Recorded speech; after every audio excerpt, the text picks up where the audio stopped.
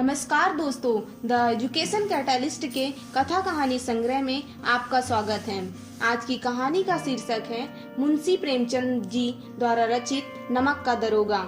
जब नमक का नया विभाग बना और ईश्वर प्रदत्त वस्तु के व्यवहार करने का निषेध हो गया तो लोग चोरी छिपे इसका व्यापार करने लगे। अनेक प्रकार के छल प्रपंचों का सूत्रपात हुआ। कोई घूस से काम निकालता था, कोई चालाकी से। अधिकारियों के पौवारा थे।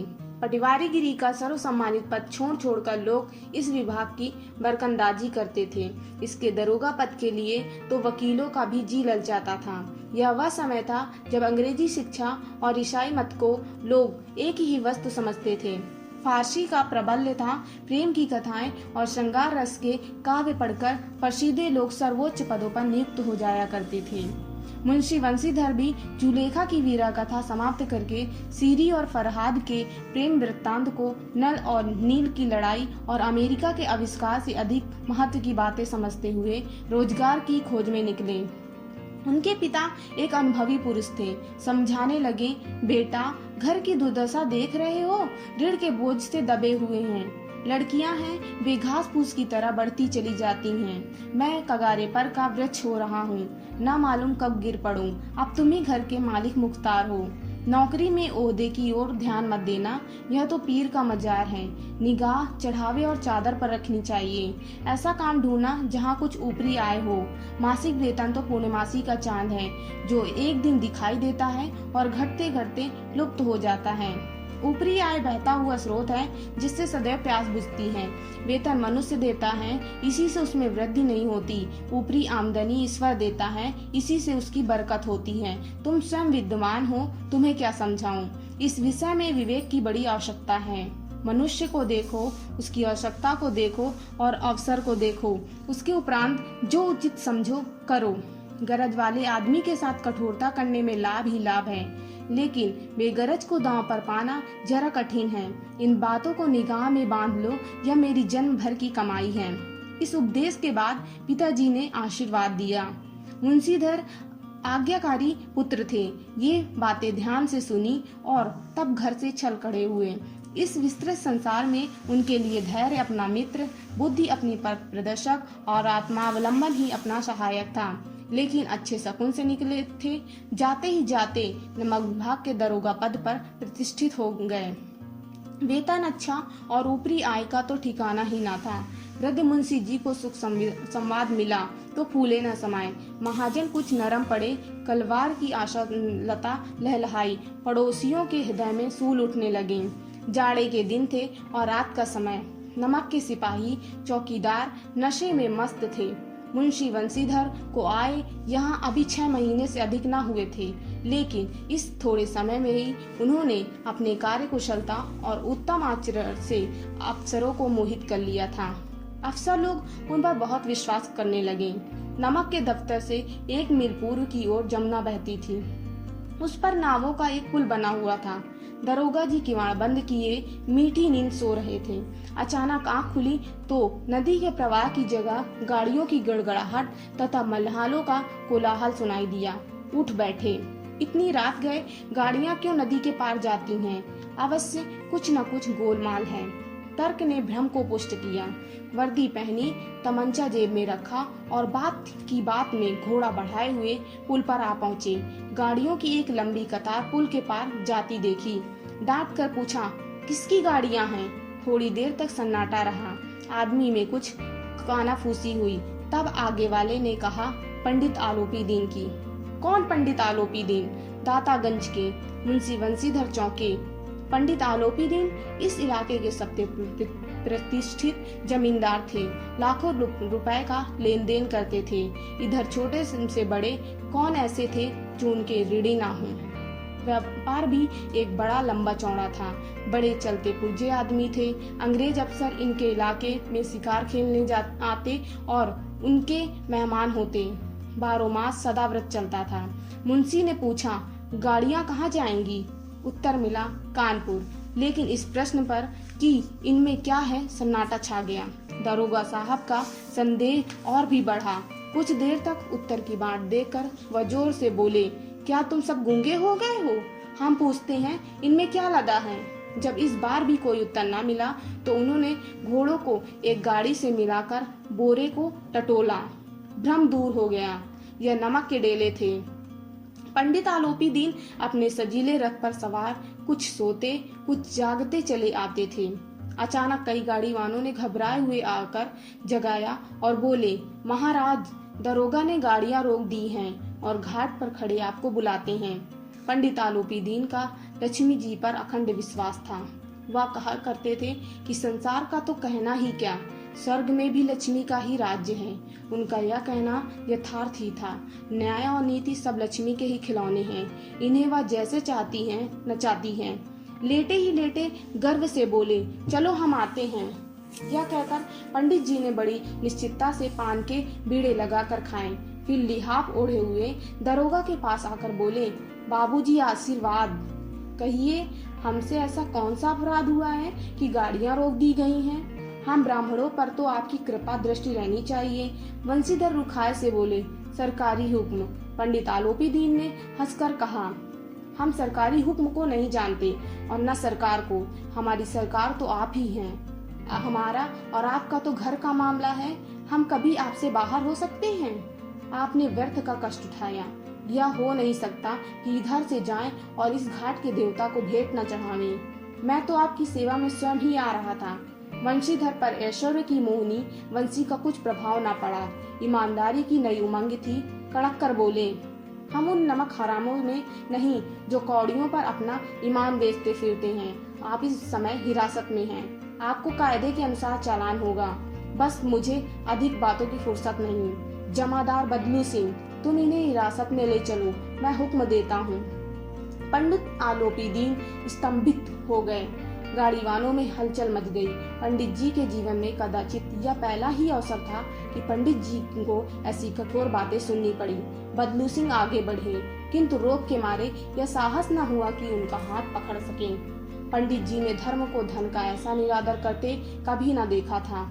विचार किया कि यह अभी उद्दंड लड़का है, माया मोह के जाल में अभी नहीं पड़ा, अल्हड़ है, झिझकता है। बहुत दीनभाव से बोले, बाबू साहब ऐसा ना कीजिए, हम मिट जाएंगे, इज्जत धूल में मिल जाएगी। हमारा अपमान करने से आपके क्या हाथ आएगा? हम किसी तरह आपसे बाहर थोड़े ही हैं। वंशीधर ने कठोर स्वर में कहा, हम ऐसी बातें नहीं सुनना चाहते। आलोपी दीन ने जिस सहारे को चट्टान समझ रखा था वह पैरों के नीचे खिसकता हुआ मालूम हुआ। स्वाभिमान और धन ऐश्वर्य की कड़ी चोट लगी, किंतु अभी तक धन की सांख्यिक शक्ति का पूरा भरोसा था। अपने मुख्तार से बोले, लाला जी 1000 के नोट बाबू साहब के भेंट करो, आप इस समय भूखे सिन हो रहे हो। वंशीधर ने गर्म होकर कहा, 1000 नहीं, 1,00,000 भी मुझे सच्चे मार्ग से नहीं हटा सकते। धर्म की इस बुद्धिहीन दृढ़ता और देव दुर्लभ त्याग का मन पर बहुत झुझलाया। अब दोनों शक्तियों में संग्राम होने लगा। धन से उछल उछल कर आक्रमण करने शुरू किए। 1 से 5, 5 से 10, 10 से 15 और 15 से 20,000 तक नौबत पहुंची, किंतु धर्म अलौकिक वीरता के साथ बहुसंख्यक सेना के सम्मुख अकेले पर्वत की भांति अटल अविचलित खड़ा था। आलोपी दीन निराश होकर बोले, अब इससे अधिक मेरा साहस नहीं, आगे आपको अधिकार है। वंशीधर ने अपने जमादार को ललकारा। बदलू सिंह मन में दरोगा जी को गालियां देता हुआ पंडित आलोपी दीन की ओर बढ़ा। पंडित जी घबराकर 2-3 कदम पीछे हट गए। अत्यंत दीनता से बोले, बाबू साहब ईश्वर के लिए मुझ पर दया कीजिए, मैं 25,000 पर निपटारा करने को तैयार हूँ। असंभव बात है, 30,000 पर किसी तरह भी संभव नहीं। क्या 40,000 पर भी नहीं? 40,000 नहीं, 40 लाख पर भी असंभव है। बदलू सिंह, इस आदमी को हिरासत में ले लो, अब मैं एक शब्द भी नहीं सुनना चाहता। धर्म ने धन को पैरों तले कुचल डाला। आलोपी दीन ने एक हष्ट पुष्ट मनुष्य को हथकड़ियां लिए हुए अपनी तरफ आते देखा। चारों ओर निराशा और कतार दृष्टि से देखने लगे। इसके बाद मूर्छित होकर गिर पड़े। दुनिया सोती थी पर दुनिया की जीभ जागती थी। सवेरे देखिए तो बालक वृद्ध सबके मुंह से यही बातें सुनाई देती थी। जिसे देखिए वह पंडित जी के इस व्यवहार पर टीका टिप्पणी कर रहा था। निंदा की बौछारें हो रही थी, मानो संसार से अब पापी का पाप कट गया। पानी को दूध के नाम से बेचने वाला ग्वाला, कल्पित रोजाना मचे भरने वाले अधिकारी वर्ग, रेल में बिना टिकट सफर करने वाले बाबू लोग, जाली दस्तावेज बनाने वाले सेठ और साकार, यह सब के सब देवताओं की भांति गर्दन चला रहे थे।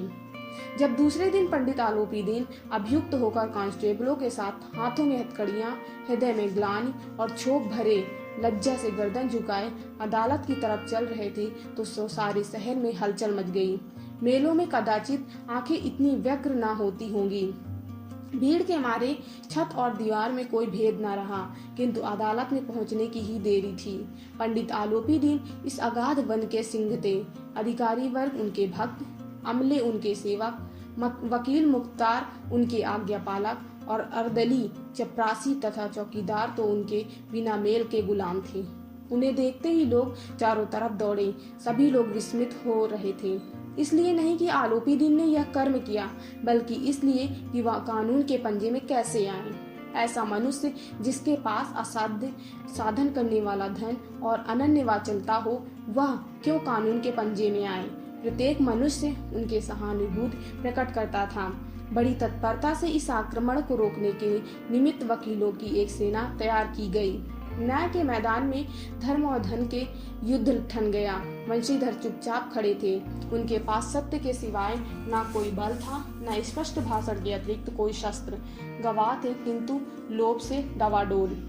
यहाँ तक कि मुंशी जी को न्याय भी अपनी ओर कुछ खिंचा हुआ दिख पड़ता था। वह न्याय का दरबार था, परंतु उसके कर्मचारियों पर पक्षपात का नशा छाया हुआ था। किंतु पक्षपात और न्याय का क्या मेल। जहाँ पक्षपात हो वहाँ न्याय की कल्पना नहीं की जा सकती। मुकदमा शीघ्र ही समाप्त हो गया। डिप्टी मजिस्ट्रेट ने अपनी तजवीज में लिखा था, पंडित आलोपी दीन के विरुद्ध दिए गए प्रमाण निर्मूल और भ्रमात्मक हैं। वह एक बड़े भारी आदमी हैं। यह बात कल्पना के बाहर है कि उन्होंने थोड़े लाभ के लिए ऐसा दुस्साहस किया हो।